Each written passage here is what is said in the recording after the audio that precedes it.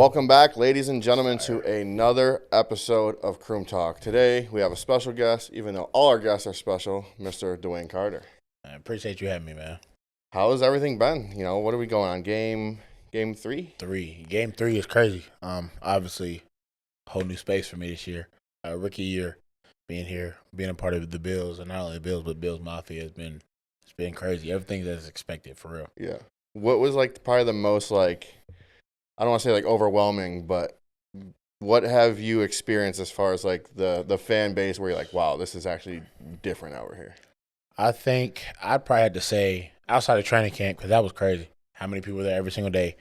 But that return of red and blue, the first little scrimmage we had, and how many people were there, the atmosphere, the energy, and not even just necessarily the game, leaving the game. So it was my first experience, driving out the parking lot and everything else. So I remember I left probably an hour after it was over, after I did everything I needed to do. And there's just people, a line alongside the road, little kids, posters, whatever. And, we're stopping traffic because it's still traffic. And they're coming up on the door yo, sign this, please. Just trying to get your attention. And I'm trying to look straight forward because, once you sign one, it's a whole domino. Plus, it was dark. I don't want to hit anybody. Mm-hmm. But I think that was really my first, bro, this is crazy. Yeah. So, growing up in Ohio, not too far from here, what is it comparable in any way, or? I always talk about the quality of people wherever I go, and I think Buffalo is the city of good neighbors. I think that's very true, and it's pretty cool because I consider Ohio, specifically Columbus area, where I was at. There's a lot of good people there. I have a lot of good relationships and a lot of support. And I came here, and it's nothing but the same. It's genuine people, and obviously, I'm a Bill, but outside of that, before they even find it, it's just always. Manners, courtesy, opening doors, little simple things that are often, I think, forgot a lot of times in this time. Did you have any different expectations, or did you kind of just come in optimistic? I came in glass half full, optimistic, ready to go. It was pretty cool after, the draft and everything, but I was just ready to go, and I heard nothing but good things about Buffalo. The only thing that people talk about is the snow in a negative light, so we'll see when we get there. And that's probably going to be very soon. Yeah. So, what was your first experience coming here? What was your first 24 hours in Buffalo like? So it was right after the draft. They flew me up the next day. So I got drafted close to midnight. I think I was 11:40. It was crazy. I was one of the last picks of the third round. So I get on the phone and hey, let's get you up. So man flew me up, and immediately I get to the airport. I land in Buffalo, and there's people in the airport hey, congratulations. And it's not some people see people here and there. It was just normal people. It's hey, are you so-and-so? Yeah, congrats, man, congrats. Glad to have you. And I'm all right, so we're starting off on the right foot. It's pretty cool. And then obviously we get to the facility. I get to meet everybody. And it's just welcome with open arms. And I could tell, I think this be a place, I want to be for a long time. A place that I can grow and thrive in and, hopefully help this team win a lot of ball games. So obviously your first 24 hours, I'm sure they threw all the food and the works on you too, right? Oh, yeah. So tell me about how Barbell went. Listen, I will say, I wasn't a believer in hype because I'm bro, this chain, it can't be that good. I'm bro, there's no way it can be that good. And I've been around now the Barbell, Duffs, Anchor Bar, Wing Nuts, Lenovo. I've tried to cover literally every single spot, but I definitely will say Barbell's probably at the top. Yeah, is that right where you're recommended to go first? Oh, 100%. That's the one that everybody says. And it's funny, everybody here told me Barbell, but anybody anywhere else who, may have some experience with Buffalo say, oh, go to Anchor Bar first. And those are the only two I really heard. So those are the first two I went to. Yeah, you're a big Wing Nuts guy, right? Oh, yeah. Yeah, see, I've never had it yet. All right, so it's funny. The connection I had with Wing Nuts, they hit me up after the draft and invited the rookies to come and, share a meal, whatever. But the owner has family that lives probably 5 minutes away from my house in my hometown. Mm-hmm. So crazy enough, after the draft, they're hey, a kid got drafted from our hometown, went to the same schools and everything. So I get there, we make that connection. He brings it up. I'm what? And it's crazy. It says the neighborhood and everything. Yeah. So that's a whole nother connection that I have here in Buffalo. That's different. Obviously, you've seen Niagara Falls. Was this your first time ever in Buffalo?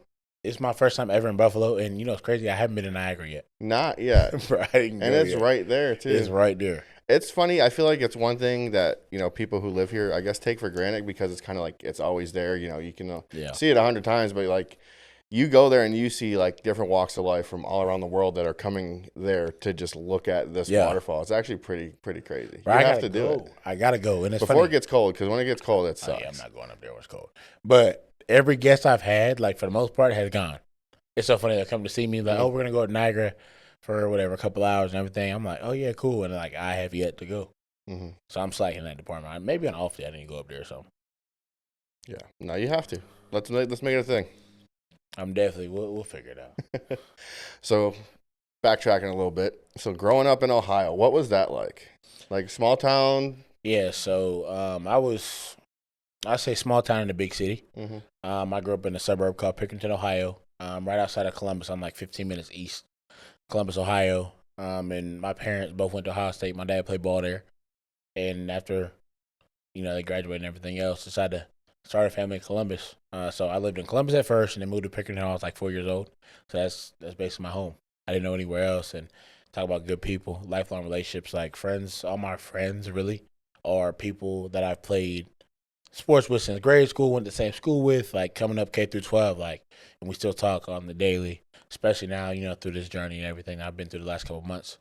But it's just crazy. Like the closeness is really a family feel in the city where I'm from, so it's pretty cool. So how early in your childhood was football a thing, or were you kind of playing multiple sports? Bro, I had to beg to play football. Yeah. Crazy enough. Like my dad was not gonna let me play till ninth grade. I used to beg and beg, like please, please. But I grew up playing soccer, baseball, basketball, and those were kind of like my main sports. And it did get to a point in soccer, I was like, man, I want to play soccer forever. Like I'm gonna just be a kicker when I'm allowed to play football and then play soccer. And I got a little bit heavier, and soccer kind of took a back seat because I was allowed to play football in the sixth grade because my mom kind of went and signed me up and was like, listen, I don't want him to suck by the time he gets to high school because then it's too late because my high school's pretty good too. So it was like one of the things like get him going. And then, the rest of history after that, I played baseball all the way through high school. And actually, when I went to Duke, I was going to play both sports. And my freshman year was the pandemic year. I was redshirting for both. And then we didn't go back to school. We left in spring break was in March. I didn't get back to school until like July 12th, I think, was the return date. So I kind of made a decision, like, I'm behind in both. You got to focus on one, and, football's where the money was at. So that's how we ended up playing here. Yeah, well, the rest is history, right? The rest is history. At what point where was like the vision like NFL? Like the whole time, or were you like, okay, this is actually getting kind of serious? Like, let me actually like kind of keep going. I think about this all the time because I think always in the back of my mind, like growing up, like that's the dream. Get to the highest level, play on NFL, whatever team, like Monday night, Sunday night, like that's the goal. Growing up for me every single time. But I think when it really got real was when I became a sophomore, my redshirt sophomore year. That was kind of like my first year where I started rolling and making plays. I started dominating a little bit. I'm like, I think, I can maybe do something with this. And my parents always talk about, specifically my dad, he always tells me, he said he knew I was a special athlete when I was in sixth grade. And we were at this baseball tournament, actually at Cooperstown, New York. And I just went through, I caught every single game. And it was just like, I don't know. He just always said he saw something different from that point on in me.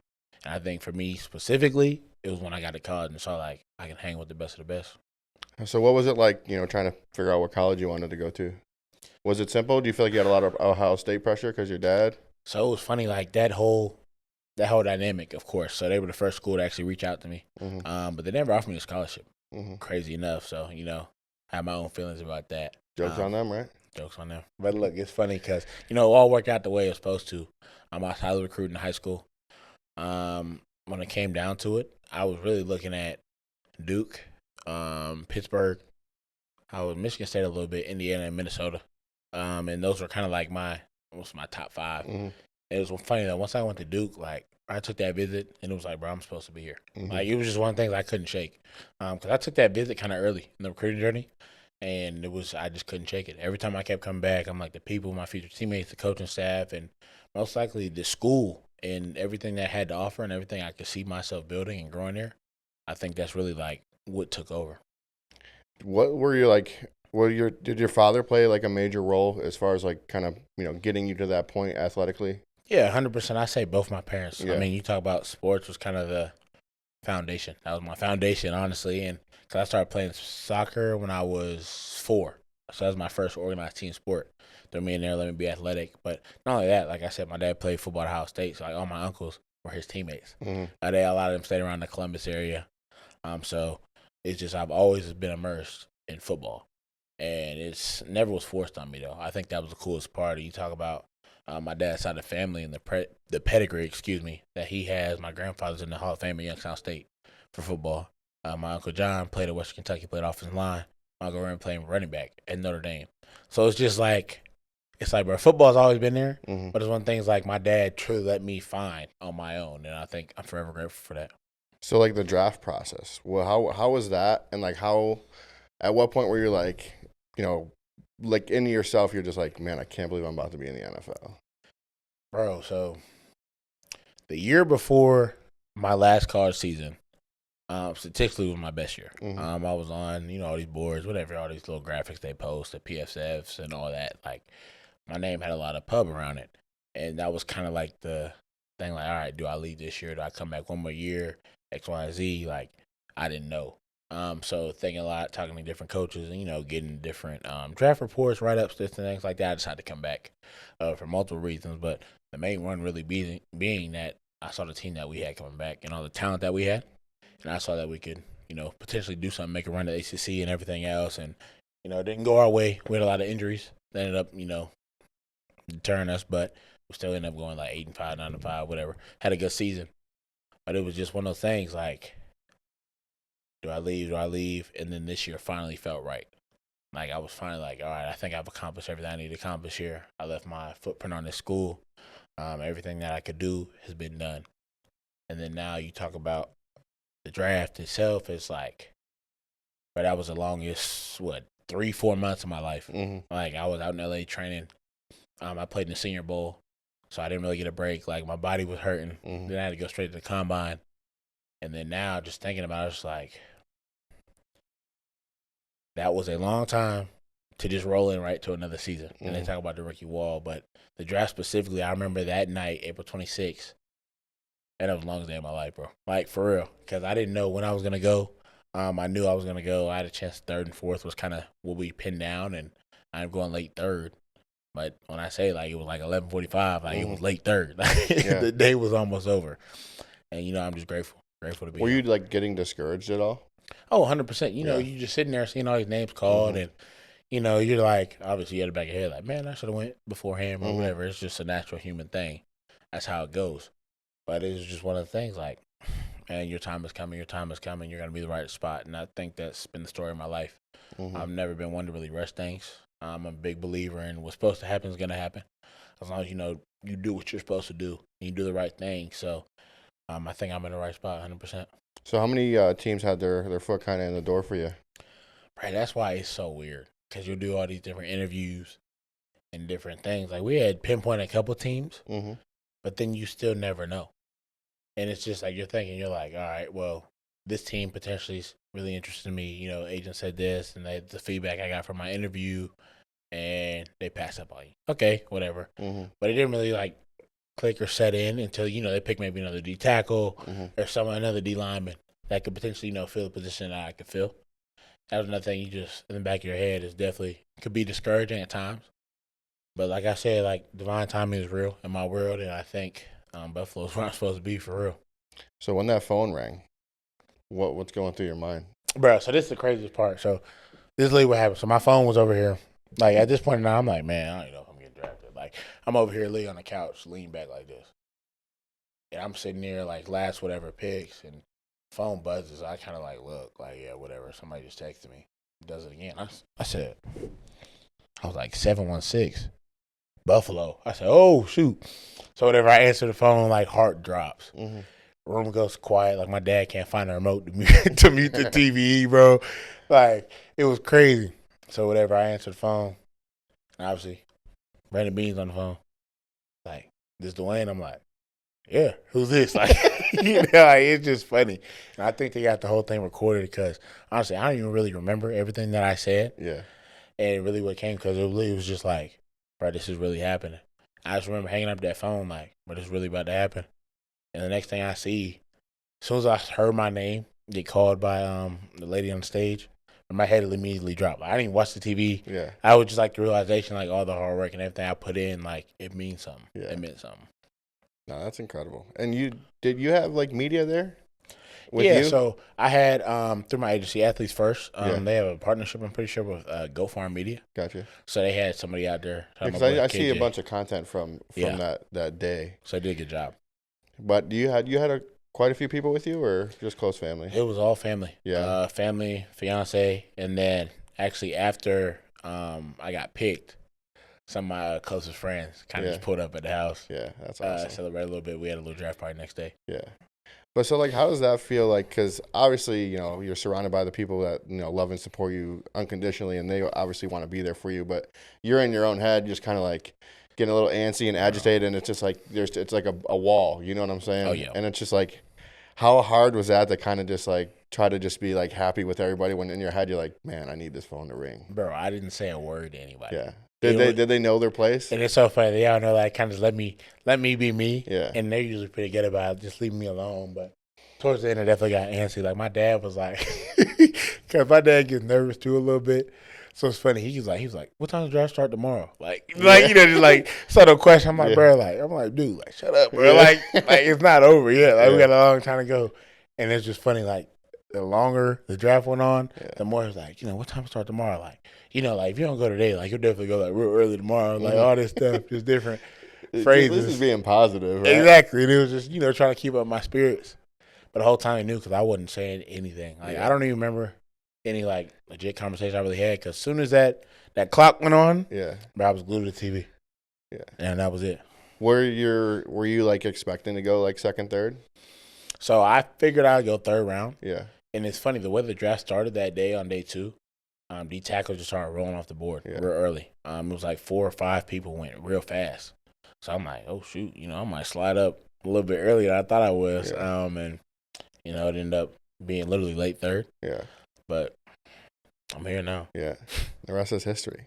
So, like, looking back, though, do you feel like, obviously you said everything happens for a reason, but do you feel like you've manifested every single thing that you are, living right now?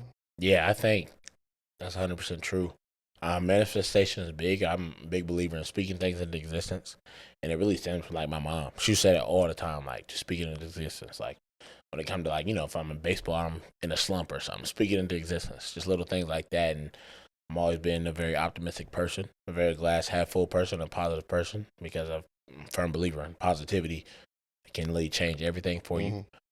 So manifestation has been a big thing. And even, since I've been here, like, manifesting, maybe, my first sack or whatever, you just always talking to yourself and positive self-talk. And it's something we really work on, too, in the building.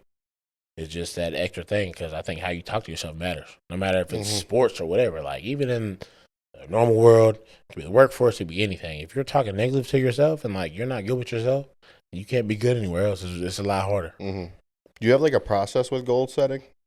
Like, if you're thinking, like, okay, I want to achieve this, like, what is your step process? Is it, like, a mental thing, like, repetitiveness, or, like, a routine? Yeah, that's a good question. It's like, I say for me, I'm a big goal setter in the sense that I don't use numbers. So, like, I don't sit out and be like, all right, like, this year I'm going to have 10 sacks, 13 TFLs. Like, it's never been really a numerical goal for me. For me this year, like, it was like, earn my role on the team, earn my spot, earn the trust of my teammates, stuff like that. And I'm really, like, team-oriented. And I feel like that's done for my high school as well because I had a good high school coach in football, and he would always talk about, like, when you're younger, he said, like, you don't really matter. Like, the seniors matter. But he obviously didn't mean, like, you didn't matter. But, like, meaning, like, if you dedicate yourself to this team and doing everything you can to help them win, then everything else will come for you. And, I mean, literally, as soon as I became a sophomore, I started playing, where I was just focused on helping the team win, whatever. And then I pop up, bam, I got freaking 10 offers in a week. Like, it was just crazy how it always works. So, I mean, if it works, why fix it? How important do you feel like it is to have, like, those role models throughout, your life growing up to kind of keep you on the right path? Yeah, bro, that's huge. I think if you don't have anybody you can look up to, whether it's, close or even distant, because there's people I look up to that I've had few conversations with and really didn't meet till, this past year. And it's just like the way they do things, their process, the way they work, There's different things like that. Is stuff I look up to. It's like it's called the intangibles, all the intangibles and stuff. And I think that's the stuff I look to. It's not like, all right, like it's pretty cool. Like somebody get, all right, 15 sacks, 20 sacks, whatever. Like, of course, that's easy to look up to. But the question is, like, how'd you get there? Because if that's something I truly want to emulate or want to do later in life, like, you got to study the process. And that's where it all starts to work behind the scenes. I think that's why it's so cool for me being here in Buffalo.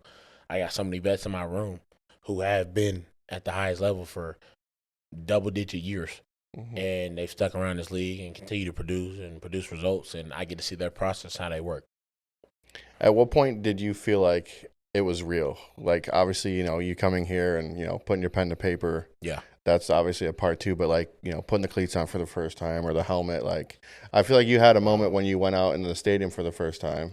100%. I seen that. Was that like when it got real for you, or was it like the first game where you're like, okay? Bro, so like red and blue, returning red and blue was cool because like, I was like, man, like I'm really here. Like, but that Arizona game is funny. So we ran out the tunnel for the first time. But I think that's when it kind of really set in for me.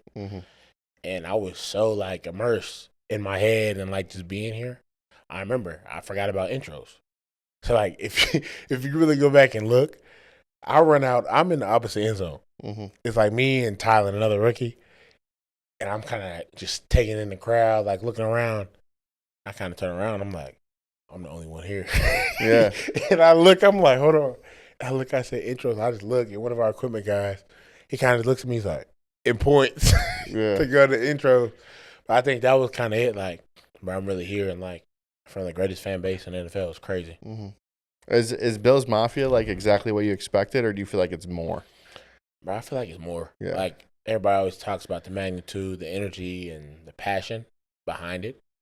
But I really had an encounter. I remember when probably either July, I can't remember during July, but I was in a furniture store getting some stuff for my apartment or my townhouse, and dude started talking. Obviously, he played for the Bills, whatever. Dude started crying, talking about Bills Mafia. And like the backstory and everything he told me.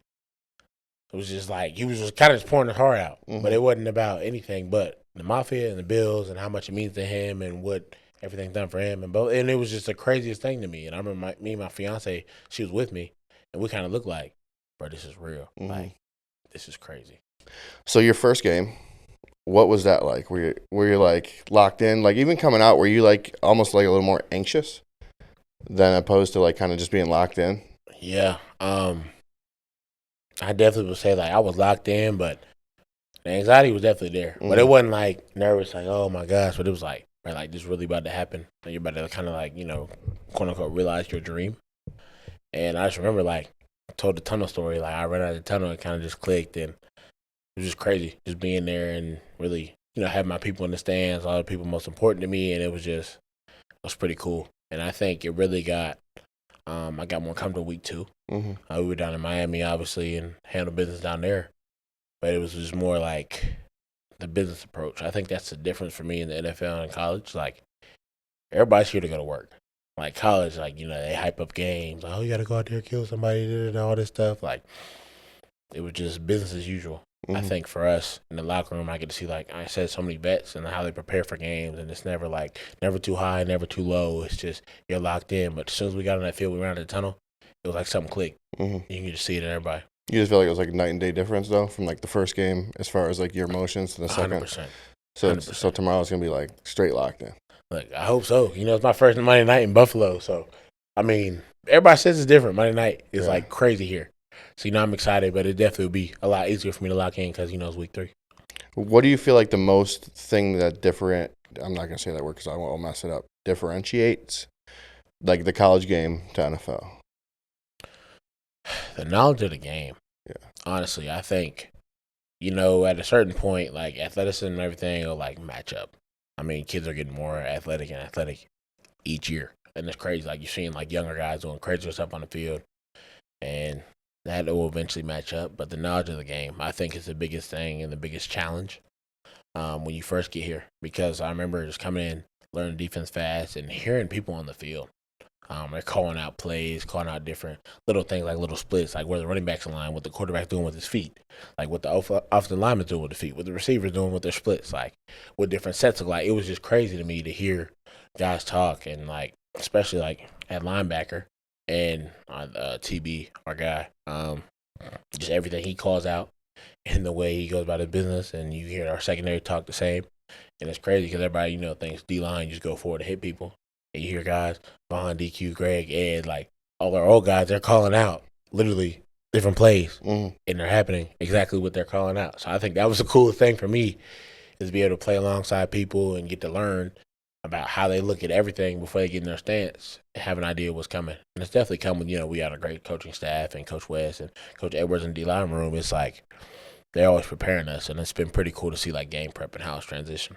Do you feel like it's a lot to like kind of get used to, like compared to it, like where you're like you have to almost learn still? Obviously, that's part of the game, but like, do you feel like you're almost learning like twice as much now, especially at like a faster pace? As a rookie, most definitely. Yeah. And I think I will say like my college program definitely prepared me because I was playing a lot of positions up and down D line, so I had to learn like multiple schemes from week to week. But when you get here, it's just so much faster, especially because like the NFL is like this. I call it like almost like a revolving door. People are always in and out. People are always moving. Different teams are doing this, doing that. So you just always got to keep up, be able to go be on your toes and adjust and learn fast. Because like when I first got here for OTAs and everything, like we're in meetings going over slideshows, defense, whatever. Bam, practice field. And like you're like, dang, I don't want to mess up. Like be the dumb rookie and like show like I can't learn or I can't learn fast or whatever it is. But just always being ready. I think that was the quickest adjustment for me, and I'm blessed in that area because I'm a pretty fast learner. Did you already do your rookie duties? Man, those won't ever stop. What do they got you doing, or is it disclosed? It's so funny. It's not bad. Like it's a lot of simple things. Like we haven't had rookie dinner yet, so that's the one I'm kind of like. Yeah. I'm kind of sitting back and I'm like, all right, like when's it coming? Like, I'm kind of just I'm kind of reserved. Like they say like, oh, let's go out to dinner D line, and I'm like, oh, where we going? Like how many dollar signs does it have on it before I just show up? But it's just funny. I'm kind of sitting back, but nothing too bad. Yeah. Did they, because they usually would do like a pizza eating contest at training camp. Had they we didn't do that. No, see? You have to bring that up. They did the O-linemen. Well, I think a lot of the guys, participate in it. But I feel like the last one might have been, at least the ones that I seen, had to be like 2018, 2019. That would have been hilarious. And like just imagine though, like having a pizza eating contest during camp, knowing like you gotta go out there and grind in the morning. Oh yeah. Like, bro, that's hilarious. I didn't even know that. That's funny. Well, I'll bring it up next year when I'm long. Yeah, you're like you're like you gotta shave your head. You're doing a pizza eating contest and you gotta go get snacks. That's what it's gonna be. Bro, that's funny. So, training camp in Rochester, what was training camp? Did you have expectations? Because I know there's training camp as well for college. Is it still like kind of fast paced, a lot of meetings, or do you feel like it's a little more intense, a little less intense? Honestly, this is more dialed back, in my opinion. I think college, it's just football and that's your only thing ever. And I think here, obviously, in the NFL, you're a grown man now. Like college, you're still doing, you're 17, 18 years old coming out and, like at Duke, like we didn't even have our car keys. Like we had to turn our car keys in. Like your only transportation was a bus, or like walking back and forth between the hotel, being in meetings from sun up to sundown and everything. And I think here is more business oriented schedule. Get up, meetings, practice, more meetings afternoon, walk through. Like it was a certain schedule, but they respect your time a lot more. And I think that's because of obviously you're older, so you can handle it. But a lot of things in college, which I've grown to learn, is that you have to do a lot of the extra stuff to build that discipline and foundation to help build that team culture. When a lot of times I feel like you get here now, or at least my opinion from my short time here, is like it's just expected. So what are, like, obviously your NFL experience is very minimal because you're a rookie, but are you already kind of encapsulating in your head like what it takes to have longevity in an NFL career? Like what is your perspective on that? Like, man, like if I do this and do this the right way or continue to do this, I'll be able to be in the league for a while. Yeah, so I mean, I kind of touched on it a little bit, but I think just me being in the position I'm in the room I'm in, with guys who have literally played double digits and been in this league for a long time, I have a first-hand seat, front row seat, to see how they treat their bodies, how they study their film, how they play, how they protect their bodies. Like, it's just all these little things that, kind of go into the formula for being a long-time player in the league. And obviously, I want to play as long as I can. So it'd Mm-hmm. be pretty cool. But I think that's the coolest thing for me. And the biggest blessing is to have a front row seat and, have vets who don't have egos and are always willing to help me and, want me to ask questions, want me to figure it out, want me to succeed. Mm-hmm. And, I think I've heard it's not like that everywhere. Yeah. So it's pretty cool. Were you always D tackle, or talk me through that position? Yeah, so my first position ever was middle linebacker, Mm-hmm. but I was too heavy. So, Same with me, bro. I had, the red stripe on the helmet, put whatever. Me right back in. And, my dad was he was my first coach at Little League. It was him, my other boy. He was like, all right, you can play middle linebacker, but I had to play 3 yards on the line of scrimmage. So I'm playing middle linebacker on the heels of D tackle. Mm-hmm. And, bro, that just wasn't going to work. So eventually put my hand in the ground, and from then on, I was playing D-line. And then when we got to junior high school, so 7th grade, I started playing tight end and everything, caught a couple passes, got me a couple touchdowns on the resume. And, unfortunately, they're not throwing me the ball in here or in college. Yeah. You never know. You never know. That is You're true. just going to come and be like, yeah, I'm eligible. That's exactly what I need. So, we'll see. Just imagine that, though. Just catching a touchdown in front of a sold-out stadium. The whole sideline might get flagged if I score a touchdown, bro. That'd be crazy. Could you imagine? What's the touchdown dance if you get one? You got something planned, or you just think you're just going to go nuts? So it's the same thing. I feel like I always got something planned, all these dances, especially, in the age of TikTok. You see it everywhere now. Yeah. The same TikTok dance, everybody doing this now, everything. But, even with, when I say, I'm going to get my first sack, I got a plan in my head, bro, I just know. I'm just going to go nuts. It's going to be screaming, yelling, stomping, kicking, whatever it is. Because that's literally what happens at every level I've been in. I had a plan in my head. It happens. And, bro, I get to screaming, yelling, flexing. And I'm like, oh, dang. Missed the opportunity. So, I got to get another one. But that's definitely where I'm at right now. Yeah, because you had fun with Ed in Miami doing his little celebration. Right, that's the thing, but the lasso, it's funny. That's why I said it's like you're on you're part of the group project. You get an A, but you didn't do anything. Yeah. That's how I was like. It was funny. He got the second round. I knew he was gonna do it, so I had to wait. But he told me I got to be more committed to it. Yeah, because I only did it once around, but he was out there doing it however long he does it, bro. Yeah. So I got to be more committed. So what were your football team growing up? It's okay to be honest. Funny enough, it was the New Orleans Saints. Yeah. Random. Just because? Random. So it was when did they win the Super Bowl? 2010, 2011? Wasn't that after the hurricane? Yeah. So it was 2010, 11, around there. And actually, I remember my dad went to the game, and I was mad. I was like, oh, you can't take me with you? Was he a Saints fan? No. He just went. Yeah. Some of his boys were there, whatever. And I remember I was most little kid thing ever. I'm like, whoever wins is going to be my favorite team. And, yeah, it's your fault, Dad. Yeah. One of those things. And I ended up holding true to it. So, I was a little fan for probably up until college. And really in college, I didn't watch a lot of NFL football because we had so much other stuff like Sundays in college. Bro, we're at the building from freaking 12 to 7 every Sunday. Yeah, no, I always ask because it's interesting. I mean, obviously, it's not my perspective because I wouldn't know. But, everybody's a fan of football, obviously, So, coming into the league and, you're putting on this red and blue helmet and you're like, this is my team now. Do you still kind of let's see what the Saints game's looking like? Or are you kind of just those are the ops? It's over? Definitely the ops. Everybody's ops now. Yeah. But it's really more so now. I think it's cool because, I got friends across the league, especially other rookies. Yeah. So I'm always checking in on their teams and, seeing how they're doing and, what they do each week, especially on a day like today when we play on Monday. So I actually get to sit back and really watch people play. Mm-hmm. I think that's the coolest thing, especially, too, with college, checking on the guys and being the big homie kind of thing. That's cool.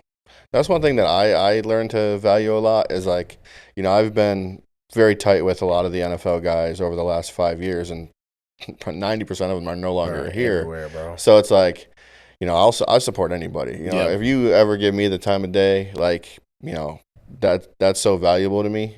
So it's I always want to check, even just checking in on people, how's the fam kind of thing. It's the amount of if I went through my search history on Google, it'll probably be at least 15 different NFL teams. Oh, did he get a sack today? Or it's just crazy. And I'm sure that's exactly what you're saying. It's oh, my boy's playing tonight. Bro, 100%, bro. I'm locked in. Even it's funny because we had a couple guys transfer from Duke and everything, and on my ESPN, I had their teams favorited. Mm-hmm. So I get the alerts for their scores, and I'm always checking box scores, trying to watch on the the multi-view thing. Mm-hmm. I'm watching many games as possible. So that's definitely real. And time, I'm a firm believer. I've said it many times. the best thing you can give somebody is your time. Mm-hmm. I think that's real. All right, would you like to go into our fan segment here? Let's do it. All right, so this is our fan segment brought to you by Picasso's, which is best pizza in Buffalo, and I'm not just saying that. That's real. So these questions, a lot of them are actually from my friends, but let's do. First question is from Matt Moots on Facebook. It looks like it's multiple questions, but it says, what do the meeting rooms look like with Bobby Babich? Is he as fired up behind the scenes as he is in front of them? Also, what is your favorite thing about being a Buffalo Bill so far? Yeah, so 2 good questions. One, Coach Babich, juice and energy is his thing. So you see the fiery energy, like that's the same thing at freaking 7, 8 o'clock in the morning.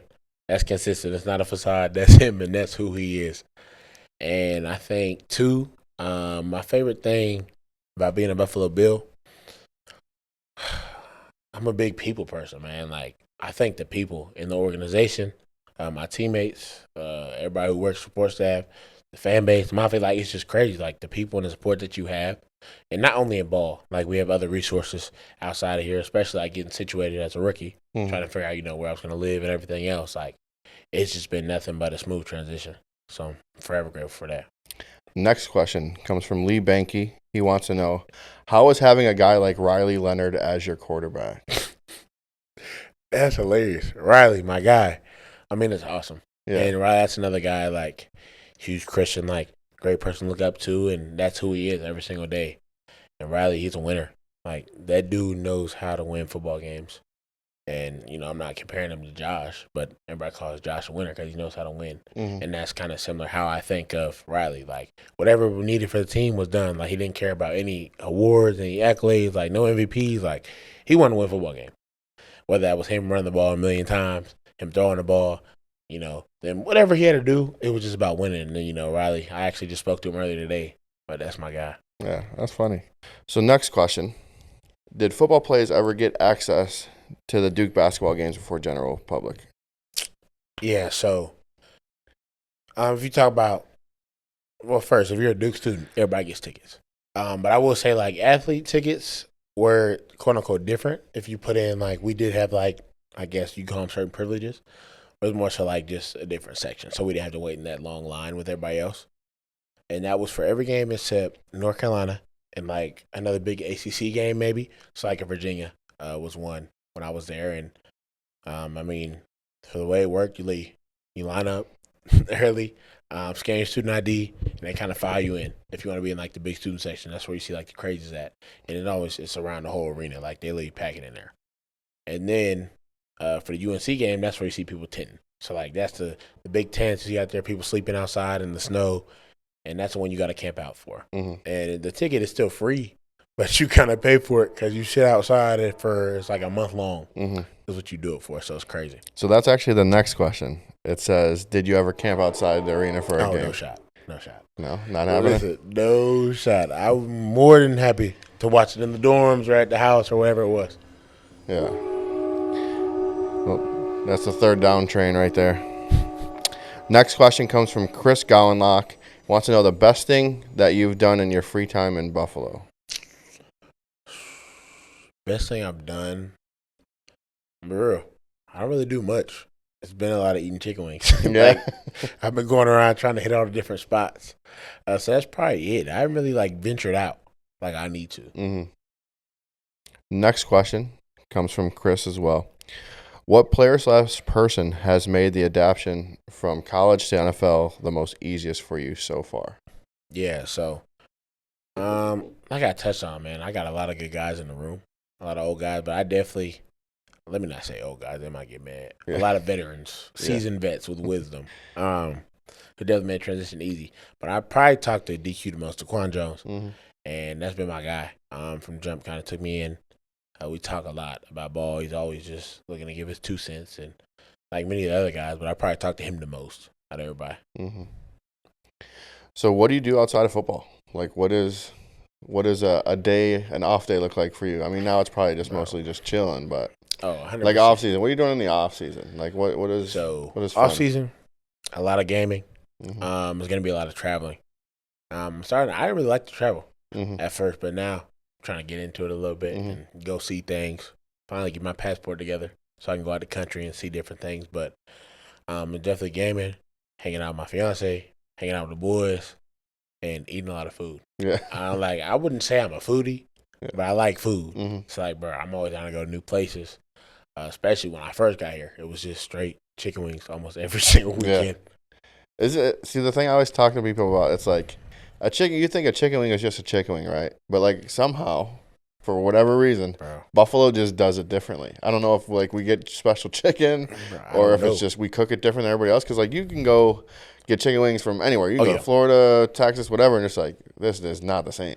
Right, and it's so funny because I've been changed. Like I even like the only place I eat blue cheese has been here. Yeah. Like I used to think it was disgusting. Mm-hmm. Like back at home, back at school, like I never touched it. But here I was like, you know what? Like it says Buffalo thing, let me try it. Like it just even that just tastes different. I feel like it's made different. Like it's I don't know, bro. But now, like if I don't have my blue cheese, like it might be a problem. Yeah. For real. So where's your favorite wing spot? Is it would you say Wing Nuts? I like Wing Nuts. I like Anchor Bar, Barbell, of course. If I had to choose one, I think I'd say Barbell though. Yeah. Because of all the different flavors. Mm-hmm. Like I think they have the most flavors Mm-hmm. out of everybody. The wings are always, of course, good. Wing Nuts, so I think have the biggest chicken wing. Yeah. And it's pretty good. Yeah. So What is your go-to flavor? So I start off when I first got here it was basic, just a mild, medium, whatever. Yeah. Try it. But now, Barbell, I do the Cajun lemon pepper. Okay. Gas, like that's the one. Is it that's just a straight dry rub though? So you get the dry rub, and then it's like actual Cajun sauce. Okay. Or sorry, I messed it up. Cajun honey butter barbecue lemon pepper. That's what I meant. Okay. So that's where it came in. Yeah, because I do the Cajun there Yeah. as well, and I know that's a dry rub. Yeah. But I'm like, if there's no sauce, it ain't So if sticking. you had the honey butter barbecue, but that kind of takes it over the top. Yeah, Like, that's so like that'd be my everybody's favorite go-to. one. Everybody Right. loves that. Right. A lot of people So can't good. say it 3 times fast, but That's why it takes so long. I'm like, the Cajun honey. But all the guys put me on, bro. I Yeah. was like, yeah, let me tap in. So I get that every single time. Lemon pepper also just by itself is probably like my other one, and the honey butter barbecue itself. It's like those are like the only 3 I order. what games are you playing? So, Call of Duty's about to come out. Mm-hmm. 2K just dropped. Mm-hmm. So I just downloaded that the other day. So I got to get back in my little gaming bag and, start building it up. But those are really the only 2 games I play. College football obviously came out this summer. Mm-hmm. Banger of a game. Yeah. Like, that was the only game I was playing for a long time. They put a lot of time into that game. And they did a really good job, I Mhm. think. And so that was really what I was playing. Of course, Madden dropped, but I see like so much of that every day. Like Mhm. playing the football games. Yeah. Bro, I just don't do it during the Yeah. season. Do you feel like you're a better Madden player now that you're a football guy? Yeah, 100%. Like you understand scheme more, you understand things, especially like if I'm playing with our team, like Yeah. you can actually kind of understand different concepts Yeah. of what we kind of run and match it up a little bit. See, when I play, bro, I just play the game.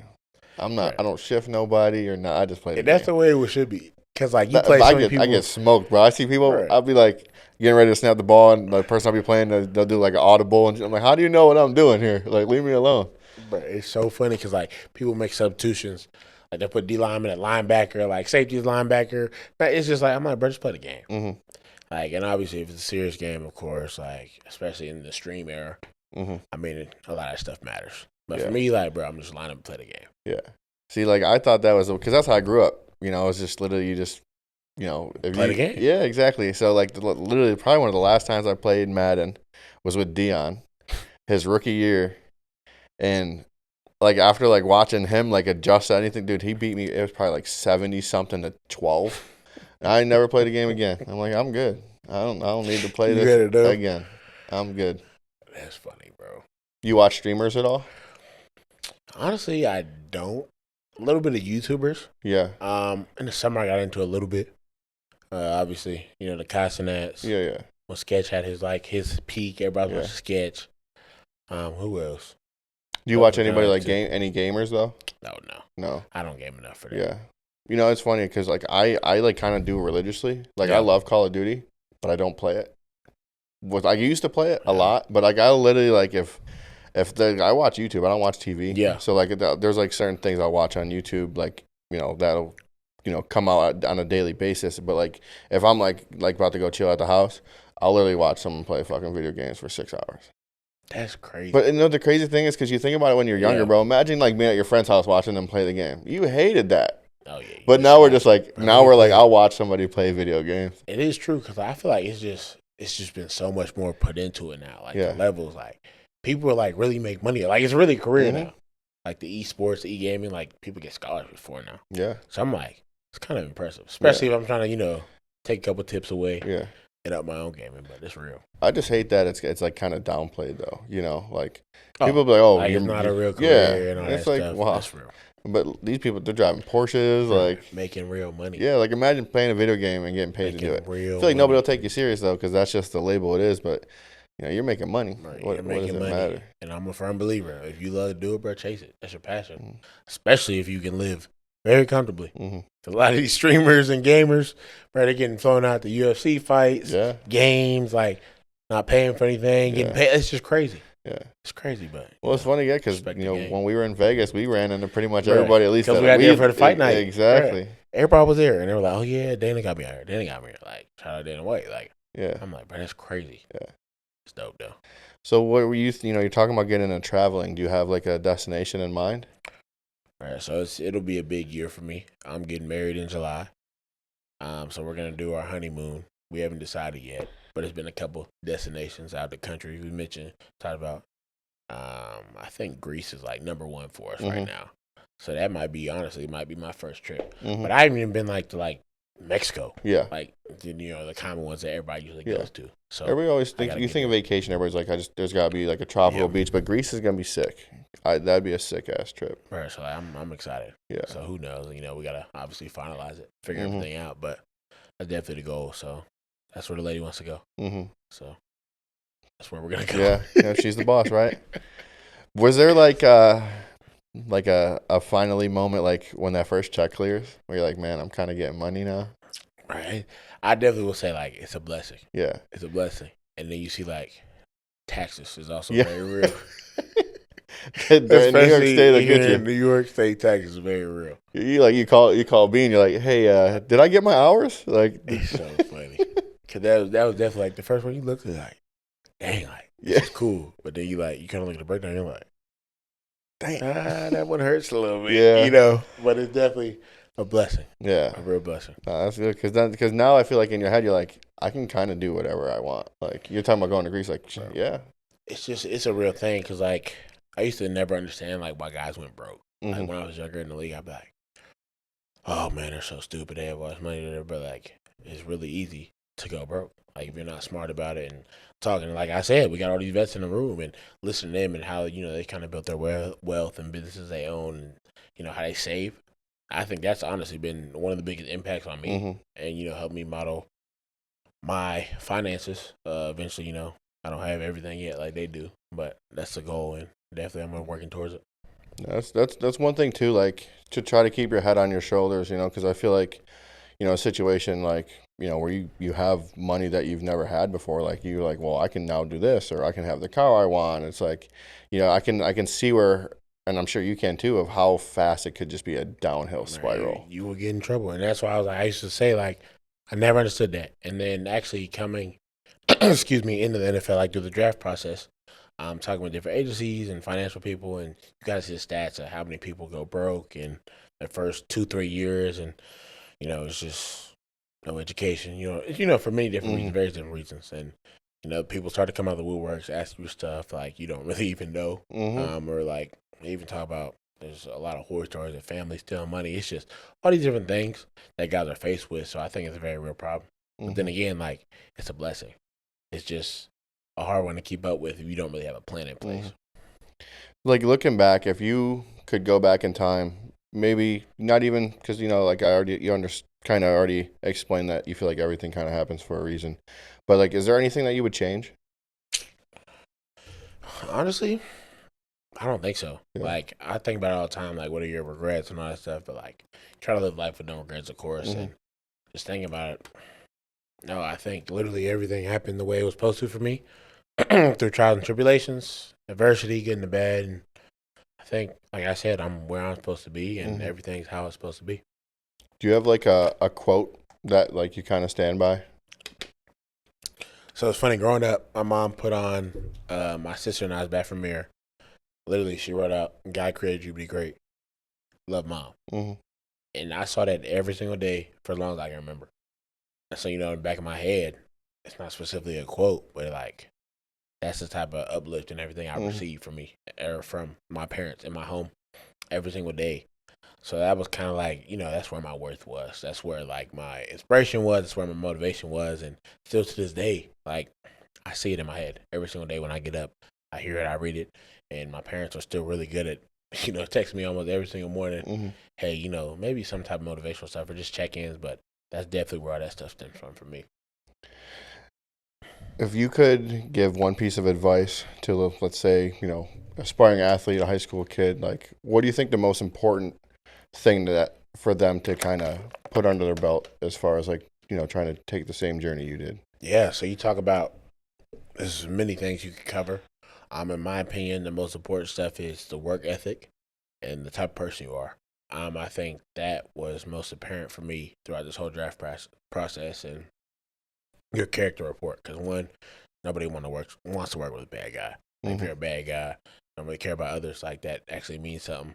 But two, your work ethic, like how you are in the weight room, in the classroom, like taking care of all your business just in general. And that's like work ethic. Everybody think, oh, I got to go lift weights 20 times a day. Like, yeah, of course you got to do all that stuff too and everything else. But are you handling all your business everywhere else in your life? Because at the end of the day, like, you're not just a ball player. Mm-hmm. You are more than that. So you got to handle all your business on all your fronts, and that translates. And, talent is talent, but the work and the work ethic can always take over. So that's definitely a big thing for me. Like, just handle your business. That's why I tell all the young guys I talk to, make sure you're handling your business. Because we know you know how to do the football stuff or whatever your sport is. You know everything, like the work ethic and everything that takes. But if you're not handling your business in your other areas, I don't think it's going to really happen for you.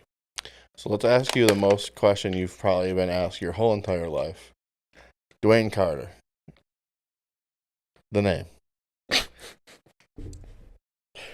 So how many times do you hear that on a daily basis? Like, growing up, it's a lot. A lot of times when I first meet a lot of new people, it's a lot. Because I'm named after my dad. And it's so funny. It's like, oh, Dewayne Carter like Lil Wayne. Dewayne Carter like Lil Wayne. Like, I've heard that a million times. Like, nothing wrong with, like, Weezy's one of the greatest. So, yeah, it's cool. But it's just you hear it at time, and it is funny. Like, I don't really mind it. Yeah. Because, like, some people, especially when I was younger, they'd be like, oh, let's call you Weezy. Like, that's your nickname. I'm like, all right, bro, that's cool. Like, yeah. But it's definitely a question that's always apparent. Yeah. Did you feel like you're like, I kind of got to, like, tie myself a little bit to Wayne? You're kind of like, I'm going to listen to him a little bit more because we kind of got the same thing going? So I think I did have a highlight tape with Mr. Carter on it. My sophomore. I feel like that's a perfect alley-oop, too. So I had to. But it's funny, like, maybe it'd be more like, what's his favorite team? His favorite team is like the Packers, right? So, like, what I said, like, what if I got drafted to the Green Bay Packers? Like, I might be my boy. Even though he was the biggest Saints guy, and then all of a sudden he switched. I say he might be my boy. Who knows? Top 3 Lil Wayne songs. Mr. Carter can't be one because that's not fair. That's what I'm saying. Like, I can't. I feel like it's bias. How to Love. Okay. That's a sleeper. I think that might be number one for me. And that's a song he, like, took a chance on, too. That might be number one for me. Obviously, Mrs. Officer. But the thing is, he has so many features, too. Mm-hmm. Because, like, he'll be on other people's songs and you'd be like, it's not a Wayne song? Mm-hmm. That's like, so, bro, it's How to Love, Miss Officer. I don't know. I feel like Mr. Carter has to be in there, though. Yeah, fair enough. Like, yeah, I gotta put it in there. Yeah, see, I like a lot more of the mixtape stuff. I like lyrical stuff, like metaphors and stuff like that. So, like when he redid, when he did Weezy's Ambitions, I think that's a song that's up there for me. His Upgrade You freestyle, that's up there for me. Bro, he has so much, like. Yeah, it's insane. Like, I don't think you could possibly put together the discography of Lil Wayne without putting everything. You're going to miss so much. Exactly. And, like, especially, like, I'd say, like, 2010 and on, like, any feature he had, he, like, absolutely went off. Bro, he didn't miss. Like, and it'd be, like, the worst rapper he'd be on the song with, but that's still downloaded in your phone. And, like, even, like, But he just doesn't miss. Who are you listening to now? What's the music here? Honestly, mostly Rod Wave. I Yeah, can't even lie. I feel like he's made such a wave in the music industry. It's just he stepped in and he didn't step out. Yeah. Like, I listen to that Rod Wave a lot. Like, Yeah. And honestly, I listen to a lot of old school R&B stuff too. Yeah. Like, that's a lot of stuff I listen to. Say, how far is the hotel away? Like it's like 2 minutes. Oh, I bet I gotta be there at like 10:30. Yeah, no, you're good. We're about to wrap up here. Yeah. Well, appreciate you coming by. That's perfect timing. I'm saying I happened to look down and said, "Oh shit!" Yeah, no, that's why I kept checking too. I'm like, I know you gotta be there soon. But Hey. appreciate you coming by. Good luck tomorrow at the game, and just great day to be great. Appreciate you, my brother. Let's do it. Yes, sir. Let's do it. Peace. I can't take no loss.